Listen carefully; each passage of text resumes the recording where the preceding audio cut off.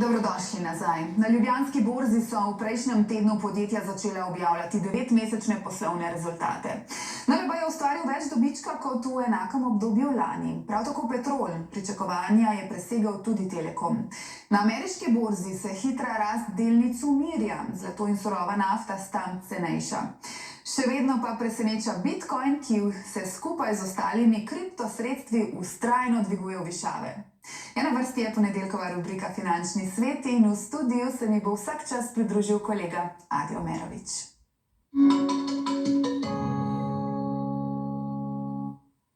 Pozdravljena, Adi. Pozdravljena, Suzana. Zdaj, če začneva s tole šaljivo sliko, ne? Ja.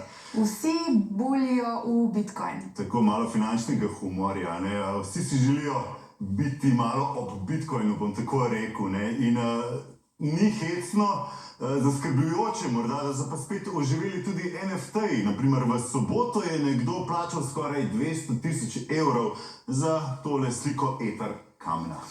Spoštovani, lep pozdrav. Kriptosredstva, ki veljajo za tvegano naložbo, bi lahko v naslednjih mesecih postala svojevrsten naložbeni razred in ugledne finančne institucije želijo prodajati sklade kriptosredstev. Nasdaq, ki sledi tehnološkim delnicam in je letos ustvaril res visok 30% donos, je vendar slabši kot Bitcoin, ki ima letos kar 4-krat boljši rezultat. In kriptonavdušenci želijo, da Bitcoin doseže neki vrednost $50 000. Če pokažem na grafu, to je tukaj nekje, kar seveda niti ni nemogoče. To bi bila nekje 30% rast. Ampak ne gre gor samo Bitcoin, tudi druga kriptosredstva, naprimer Solana, potem Avalanche, skoraj za 50% samo v prejšnjem tednu. Poglejte, Link, Polygon za 30%. No, medtem visoka inflacija še vedno ne popušča, pravi Jeremy Powell, prvi mož ameriške centralne banke Fed, ko je pa prejšnji teden govoril na srečanju Mednarodnega denarnega sklada. We know that ongoing progress toward our 2% goal is not assured. Inflation has given us a few head fakes along the way. If it becomes appropriate to tighten policy further, we will not hesitate to do so. No, njegovo retoriko so kmalu zatem prekinili okoljski aktivisti, ki so protestno zasedli oder. Naslednji dan je potekala izdaja 30-letnih ameriških obveznic in ni bilo pretiranega zanimanja, čeprav se je, kot vidite, donos na 30-letne obveznice močno zvišal. ZDA plača za 30-letno obveznico tretjino več, kot je v začetku leta, vendar še višje donose ima dvoletna ameriška obveznica, ki je v zadnje pol leta poskočila za 30%. In kaj pravzaprav pomeni, če je donos za 2 leti višji kot za 30 let? Predstavljate si, da vas prijatelj prosi za posojilo recimo 1000 evrov.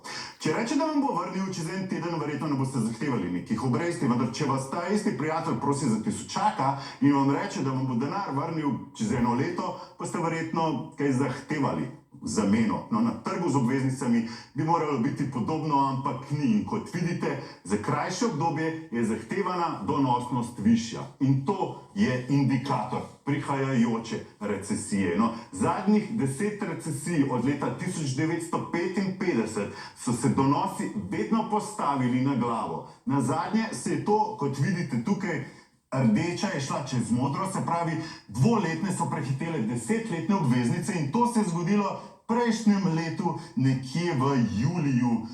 In to je 17 mesecev od tega dogodka. To pa pomeni, da recesija se ponovadi zgodi v 6 do 18 mesecih. No, ameriška finančna ministrica Janet Yellen je poskušala spodbuditi sodelovanje s Kitajsko, ki trenutno množično prodaja ameriške obveznice in posledično se tako viša donos. No, prejšnji teden se je srečala s kitajskim finančnim ministrom in v tem tednu naj bi se dodatno srečala tudi Biden in predsednik Xi.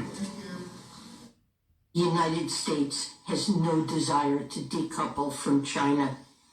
A full separation of our economies would be economically disastrous for both of our countries and for the world. We seek a healthy economic relationship with China that benefits both countries over time. No, na Kitajskem nimajo inflacije, v evroobmočju je inflacija skoraj pri 3%, še nekoliko višja je v ZDA, ker so tudi višje obresti. V Indiji in v Rusiji je seveda višja, vendar ne tako visoka kot v Sloveniji. Žal, no dobra novica je pa, da je cena surove nafte padla. Dosegla je spet tiste vrednosti kot v začetku poletja, ko je Saudska Arabija načrtno začela krčiti proizvodnjo. Za primerjavo pa pogledajte, koliko v drugih državah odštejejo za liter goriva. Naprimer na Kitajskem in Indiji je cena približno enaka €1,12. V ZDA pa za liter 95 oktanskega goriva je vreden manj kot €1. V Italiji in Nemčiji pa je za 30 centov gorivo dražje kot pri nas. No, pri nas je inflacija dvakrat višja od evropskega povprečja. Medtem imajo v Belgiji in na Nizozemskem že deflacijo, kar pa pomeni, da se pri njih cene že nižajo. No, umiritev cen lahko pričakujemo tudi v Sloveniji, vendar kot vedno z rahlo zamudo. No, v zadnjem finančnem podcastu je prav to izpostavil David Zorman, upravitelj premoženja pri Generali Investments. Ali pa Nizozemska ali pa Belgija, kot si omenil, so imeli že prej zelo visoke nivoje cena. Prav, da bi se tam recimo cena, če je bila cena kruha že takrat zelo visoka, se ni več toliko zvišala, kot se je tle, ki je bila relativno, mislim, v absolutnem znesku nižja. Tam se cene že nekako znižujejo, ampak so bile, moramo vedeti, da so vsem više kot pri nas. No, vseeno nikar ne upajte, da bo v trgovinah olivno olje kaj spet kmalu cenejše. Če pogledamo graf olivnega olja, ima boljši donos kot tehnološke delnice, skoraj tam nekje kot Bitcoin. 128% rast od lanskega poletja, neverjetno. Olivno olje je tako zelo drago, da se tolpe v Grčiji spravijo na nasad kar z motornimi žagami in si tako ilegalno prilastijo pridelek. Lokalni kmetje so povsem obupani in svarijo pred še večjim pomanjkanjem olja na trgu. Πιο πολλοί λάδι πολλές φορές βγάζουν αυτοί που κλέβουν ελιές παρά ο παραγωγός. Εγώ πιστεύω ότι δεν αρκεί η παραγωγή για να καλύψει τις ανάγκες μας. No, začela so prihajati 9-mesečna poročila o poslovanju slovenskih podjetij. Slovenski borzni indeks je zato prejšnji teden zabeležil 1,58% rast. Bilo je veliko pozitivnih novic in začnimo kar z NLB-jem, ki je ustvaril za 2% višji dobiček kot v enakem obdobju lani. Delnica je poskočila za 3,5%. Petrol je Petrol je ustvaril četrtino manj prihodkov kot v enakem obdobju lani, vendar je uspel vseeno povečati dobiček, zato je delnica prejšnji teden zrasla za 1,7%. Telekom Slovenije je presegel 9-mesečne napovedi poslovanja in pričakovanja, torej delnica poskočila za skoraj 1,8%. Za konec pa se posvetimo še našemu portfelju, svet portfelju. Naj najprej opozorim, da to ni finančni nasvet, ampak služi zgolj informiranju. Imeli smo pa najslabši teden do zdaj. Izgubili smo več kot €200 in trenutno smo nekje €170 v minusu. Od začetne naložbe je edino Disney ustvaril 7% plus, ostalo je vse v minusu. Najslabše odnesel Pan American Silver, ki ima rudnike zlata in srebra. Prejšnji teden smo pa v finančnem komentarju na 24ur.com izpostavili, da dodajmo naš portfelj tudi ETF, ki sledi indeksu Russell 2000. To so ameriška manjša in srednje velika podjetja. ETF z oznako ZPRR je bil kupljen na nemški borzi in teden je žal začel negativno. Vendar vseeno, Suzana, ostati moramo optimistični. Taki tedni se vlagateljem pač dogajajo.